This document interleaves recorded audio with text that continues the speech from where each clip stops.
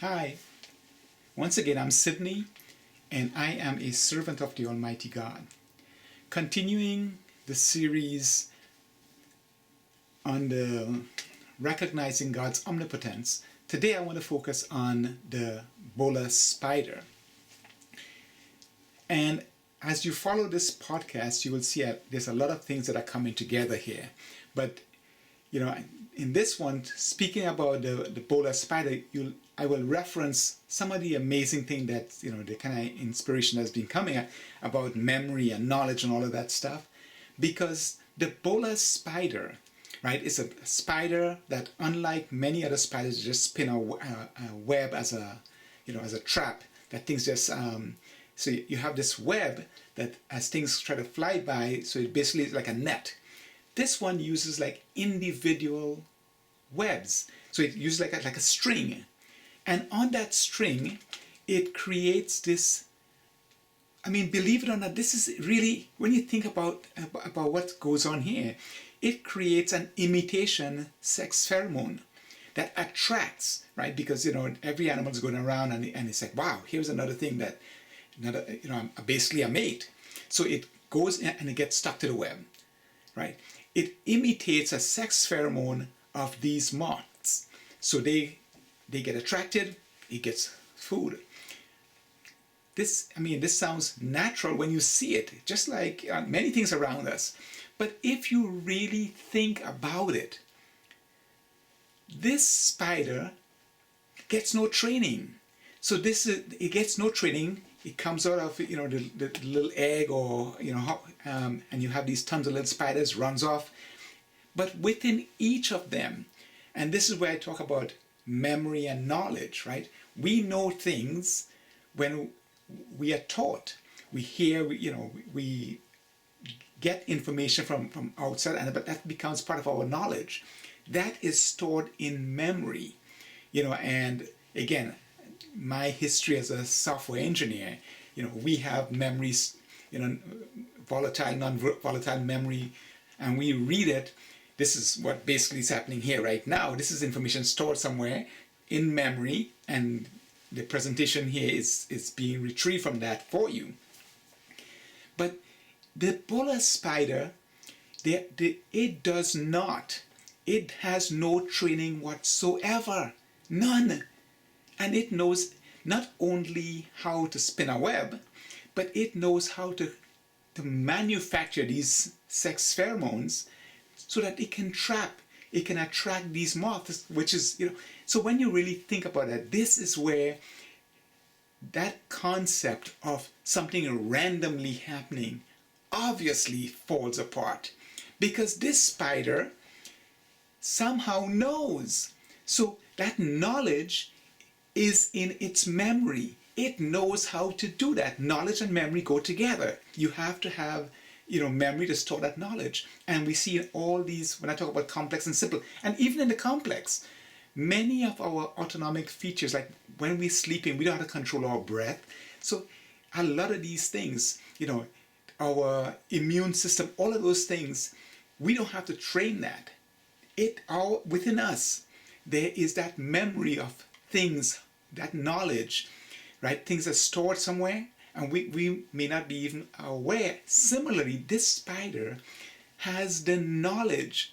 So it retrieves. It's like, I am going to spin a web. It knows how to spin that web. It knows how to manufacture that pheromone. And so what we're seeing here, it's knowledge that is inherent from the time it's conceived, it's created, it's in there. It has been endowed with this knowledge of how to spin a web and how to create these pheromones. This is really amazing stuff. And so one of the things I'll be getting into is that we hear, scientists, and to me it gets really into the ludicrous when we say, nature just gave it that, and say, okay, just like, hold on. In order to give this something, you must have it, right? So you have to have knowledge before you can bestow it upon something else. And this is where, it gets into, and I see it now from this inspiration that's coming here, is that he gave us, the Creator created DNA. DNA is, it's just like, like code, it's like in programming, we can have libraries, jars, whatever, in Java or whatever, but we can take it and we can manipulate it. If you're a creator, you're even faster at that. And so what is apparent here is that the creator of DNA, because you take DNA, we are not there, right? It may take us thousands of years, but if you think about it, we can take DNA, with all the genes, and manipulate it and change the characteristics of any animal. Matter of fact, that's the difference between one animal and another, right? Because when you talk about a chimpanzee and us, they say just a few genes. But if you take the whole DNA, you can take that literally, think about this, and change that DNA. If you know exactly where everything is and all the combinations, you can, it's kind of like alchemy. You could literally take a dog and turn it into a human being, because you take the DNA and say, no, this is what makes a dog a dog. It has this and this. This is what makes a human being. And you can modify that. But that controls the form, the physical form, and maybe the physical characteristics. The memory is a different thing. With us, we have to learn. We teach our kids. And so we can be nurturers and stewards to his garden that he gave to us. With the simple animals, what we can observe is that they have knowledge. So that knowledge is stored in memory, and that memory is bestowed to them without anyone. They have neither a written nor oral tradition. There is no learning. A lot of them have to run from the adults from the time they are little, because otherwise they become food. But that knowledge is bestowed upon them so that they, like they said, like bird and the fish, they don't have to sow. They just go out there. He provides for them. And not only is he providing the food out there, he's providing the knowledge so that they can go out. And this is something that I think when we don't think about it, we just, oh yeah, this just happened. No, you have to have knowledge of something in order to perform a certain action. This is why we learn to drive a car, we learn to program computers, we learn math, we learn these things. It becomes part of our knowledge. For these simple creatures, God bestows upon them all the knowledge, and we may never be able to find that source. Where is that stored? But it's stored in there. It is knowledge that he bestows upon them so that they can do amazing things that we just look at and say, oh, that's just natural, right? And this is why I said, whenever we talk about nature, we really are talking about the manifestation of God's omnipotence.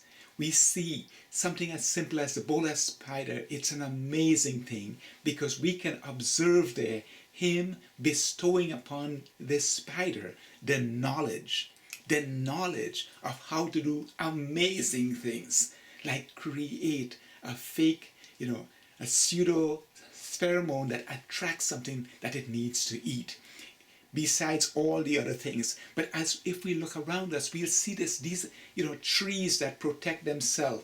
We see ants and aphids and all of these things. These simple creatures, he bestows upon them not just the DNA that governs their physical form, but also knowledge. And he implants that knowledge in some form of memory that we are not aware of as yet. And I don't think anybody's talking about that, but this is, when we think about it for a moment, we recognize that even from the Bolas spider all the way through, he bestows upon them. And so this cannot be a random thing, because we're not just talking about the DNA here, we're talking about something else as well that he bestows upon. And so we must all be in awe. We must recognize the greatness of our Creator. And in time, when religions start recognizing, we can look at what is called nature all around us and recognize this is the proof of God's omnipotence. We can see his greatness, his wisdom, his intelligence, the benevolence that he grants to all his creatures, and we should be in awe. This is what will lead us to be God-fearing. This is when we recognize this is what it means to be God-fearing. We recognize the lightning, the thunder, all these massive forces of nature.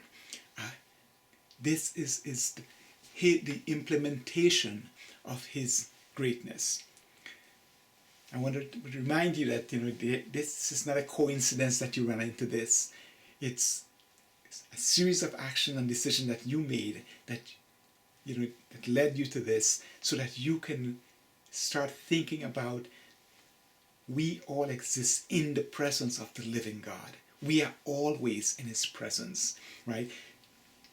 And this is the same Creator who, through DNA, implanted into every living thing. But we also got to recognize not just the DNA that governs the physical form, but there's also memory that he gives to, the ants, the spiders, the birds, the fish. They know. And so when they know how to do certain things, you have to recognize that he also implants that memory, because knowledge goes with memory. We know how to do it because it's stored in memory for us.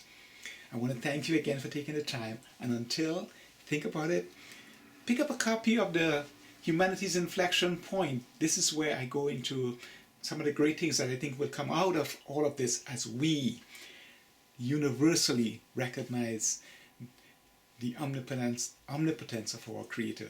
Thanks again. Until next time, may God bless us all. Thank you.